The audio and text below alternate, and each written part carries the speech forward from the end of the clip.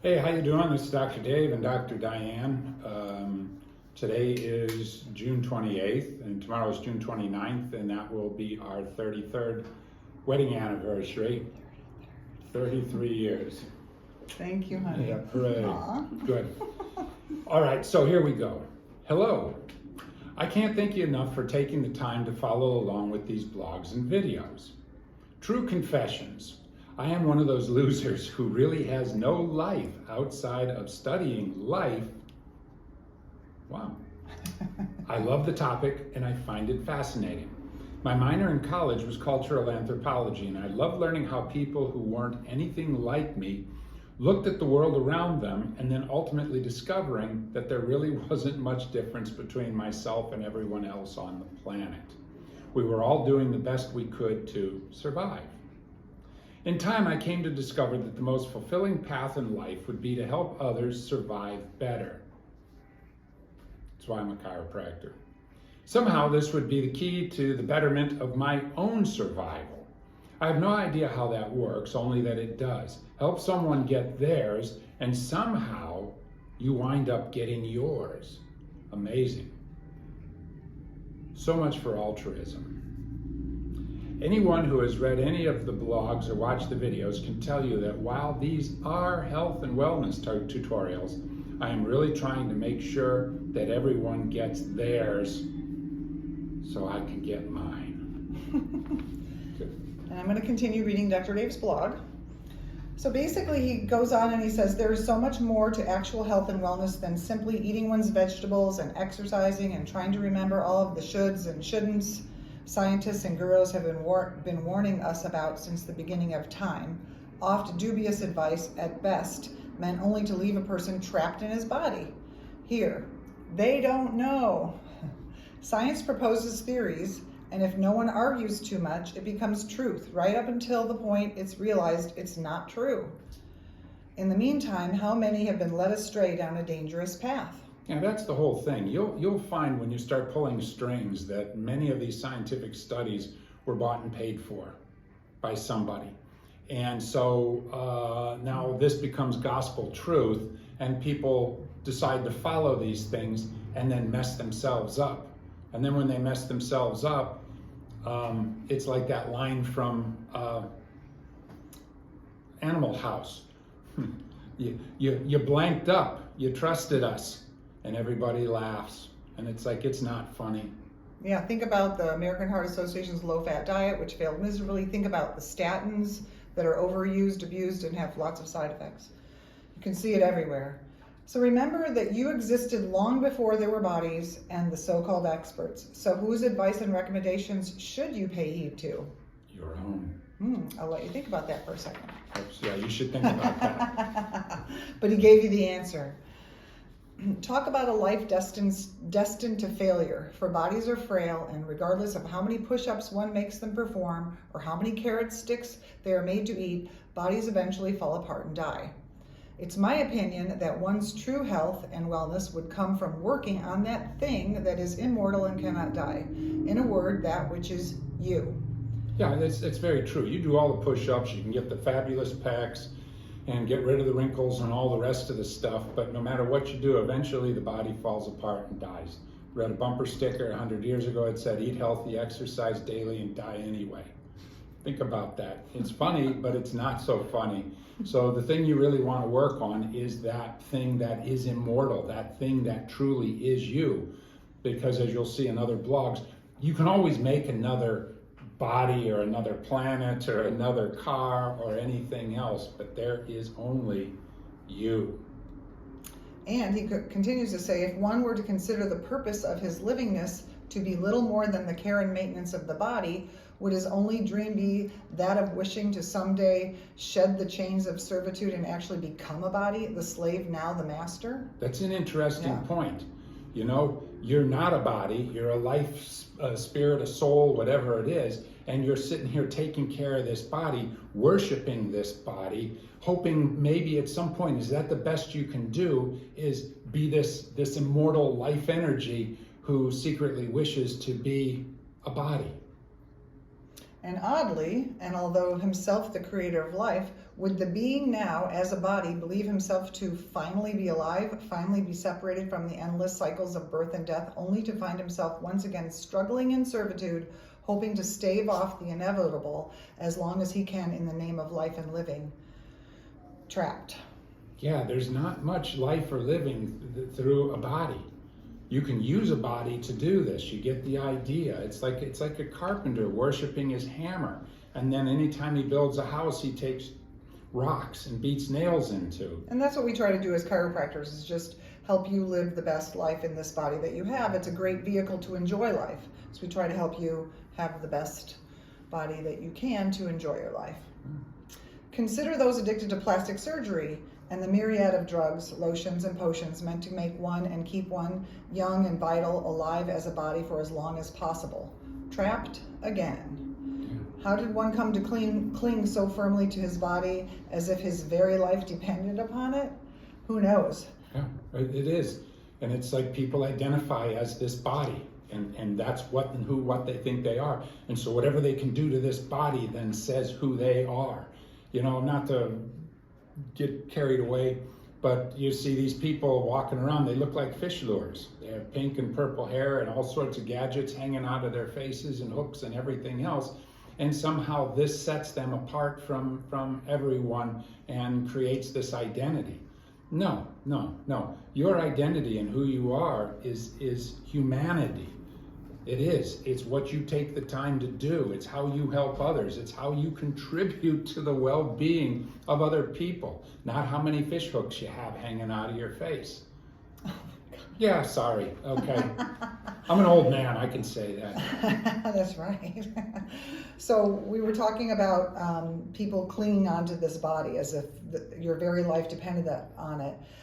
And he goes on to say, but that a person does so is known by those who wish to hold sway over people by controlling their actions, their spending, their thinking, and the manner in which they live their lives. Do as we say, or the body gets it. Trapped again, still. Yeah. But how is this done? I think one of the mechanisms is to inundate a person with so much data about bodies and life and forcefully inculcate these facts until a person believes them as truths, and as if his very life depended upon knowing and remembering each of them.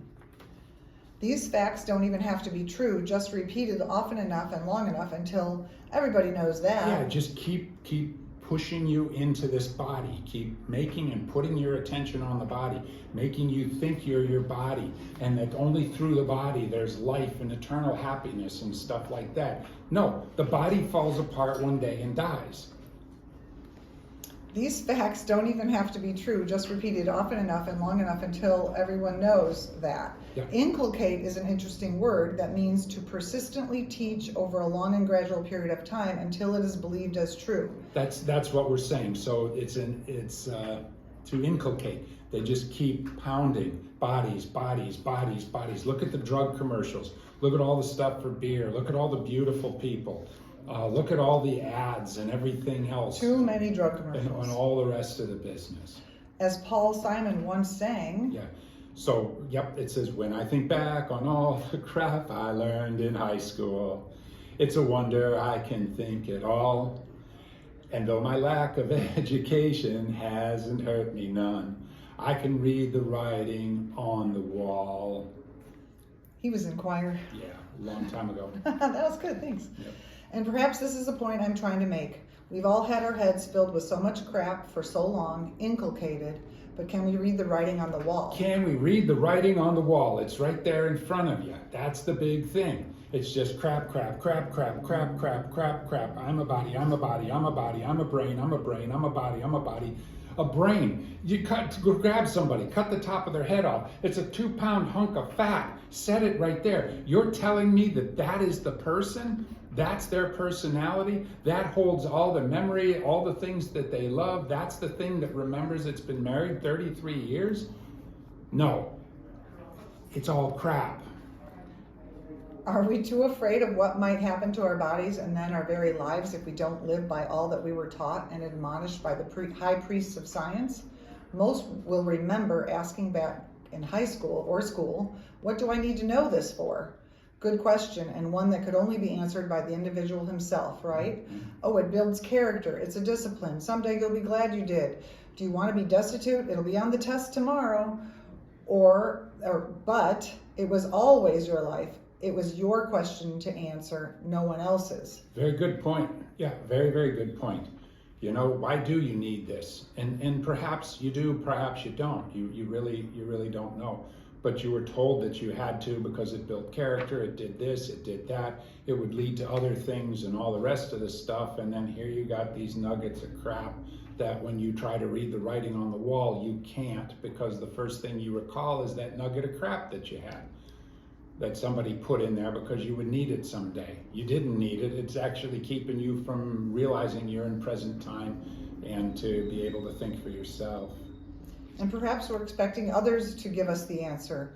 Most have stopped asking and have left their fates to academia and the intelligentsia who know better than the individual himself. I mean, they went to school and hold high degrees of upper learning, right? Right. Isn't it best to leave matters to the experts and specialists? Experts, they are working tirelessly on our salvation any day now. Any day now. Do you see what I mean about health and wellness? Any day now. Any day now. The geniuses, we're so close.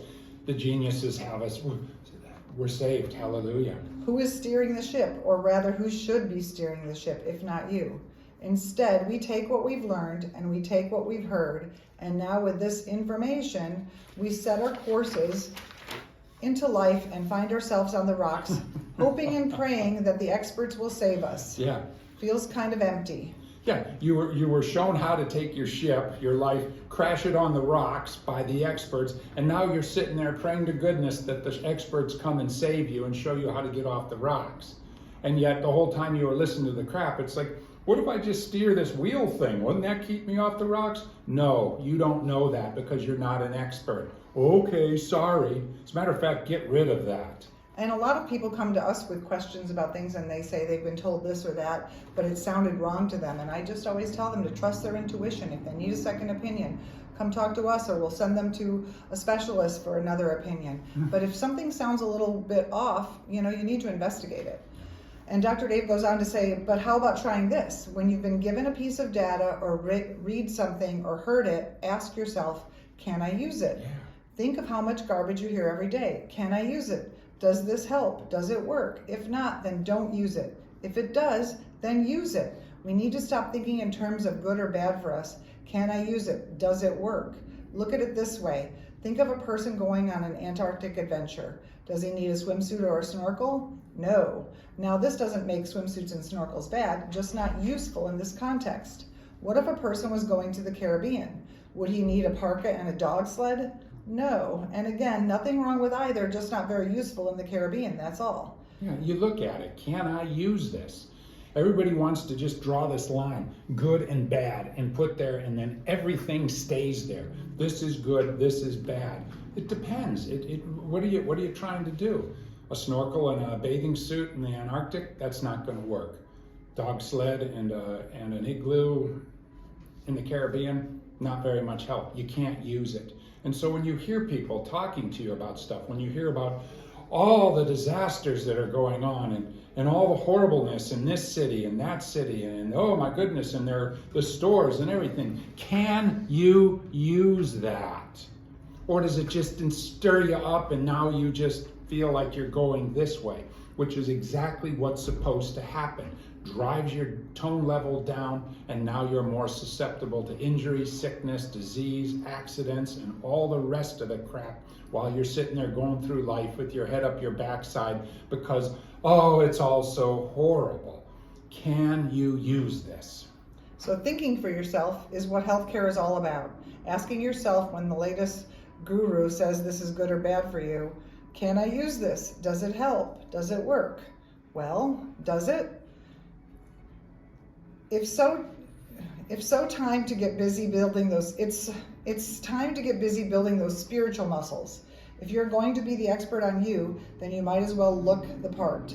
So really take matters into your own hand, and if you have any needs or worries or concerns, you can call us and say, what do you think about this vitamin or this treatment for this, or doing this for that, because let me tell you, we've heard a lot of really, really wacky things out there, and we'll tell you if we think it's wacky. Yeah, so that's exactly it. So, you know, here it is. Can I use this? Does it help? Does it work? Well, does it? Look at it, use it. And it's like, no, it doesn't. Doesn't make it bad, doesn't make it good. It's just not useful, right? So here's the thing that I'm recommending. So it's time to get busy building those spiritual muscles, right? Not so much the pecs and the biceps, but those spiritual muscles, whatever those are. So if you're gonna be an expert on you and yourself, you might as well look the part and build those spiritual muscles up. All right. Do you want to mention holiday hours? Oh yeah, so we are going to be closed Saturday, Monday, Tuesday in honor of the 4th of July, one of my favorite holidays. And I hope you all have a great time, and happy birthday, America. And that means that Tuesday is the 4th of July, we're closed, the Monday before and the Saturday before. Okay, see you then. Take care. Bye.